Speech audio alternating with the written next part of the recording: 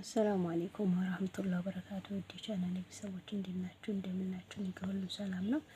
ዛሬ እንግዲህ ይዤላችሁ መጣሁት እንደምታዩት ምንድን ኪስ ነው ምናምን ልትሉ ትችላላችሁ፣ ግን ታየነያችሁት ወርቅ ነው። ቀጭን ስለሆነ እንዳይያያዝ ነው ከፌስታል እንደዚህ ያረኳቸው። ያቸው እዚህ እንግዲህ ዳር አውጥቼ በቁመቱ ያረኳቸው እየተሳስረውብኝ ስፈታ እንዳይቆረጥብኝ ብዬ ነው። እንደምታዩት የሚሸጥ ወርቅ ነው። ልሸጣቸው ነው።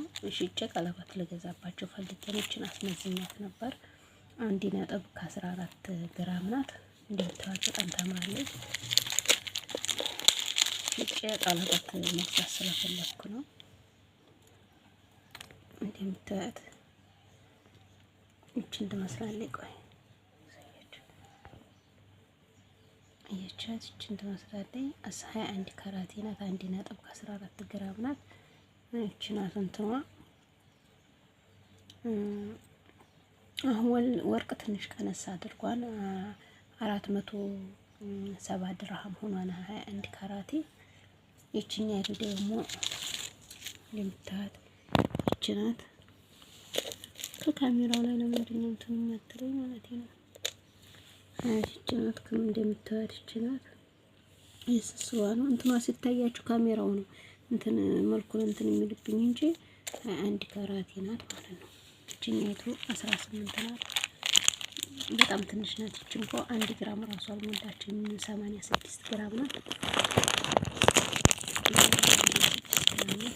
ትንሽ ናት፣ ግን ያው ትንሽ ብር ሲኖራችሁ የምገዙት ማለት ነው። ትንሽ ብር ለምሳሌ 200 ነው ያለኝ፣ 300 ነው ያለኝ፣ 400 ይሄ ወርቅ አይገዛም ከምትሉ በየወሩ በ300 በ400 1 ግራም ብገዙ፣ ለምሳሌ 1 ግራም ያልሞላ ብገዙ ሲጠራቀም ትሸጡትና ትልቅ ግራም ይገዛል ማለት ነው።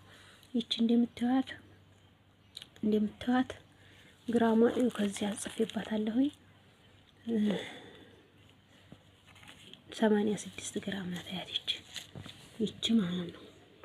ይቺ ግን ለምን ትንሽ ከአንድ ጊዜ ትልቅ መግዛት ካልቻልነ ግዴታ አይደለም ትልቅ መግዛት ማለት ነው።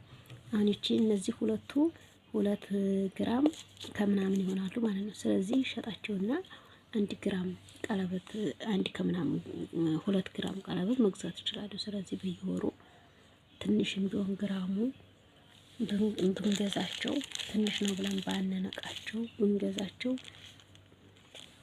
ጥሩ ነው። ተጠራቅሞ ትልቅ ነገር መግዛት ይችላሉ ልላችሁ ነው። እና እቺን መስራት ዲዛይኗ በጣም ነው ወደድኳት፣ ግን ልሸጣት ነው። የምሸጣት ደግሞ ቀለበት መግዛት ስለፈለኩ ነው። ሌላም የሚሸጣልኝ ትልቅ ማለት ነው የሚሸጣልኝ። ሁሉንም ሽጬ ጠቀም ልገዛበት ፈልጌ ነው እላችኋለሁኝ። እና ስለ ቪዲዮ ጥራት ይቅርታ አድርጉልኝ። አርቲ መሰለ ጭራሽ እዚህ ላይ ራሱ ባናለ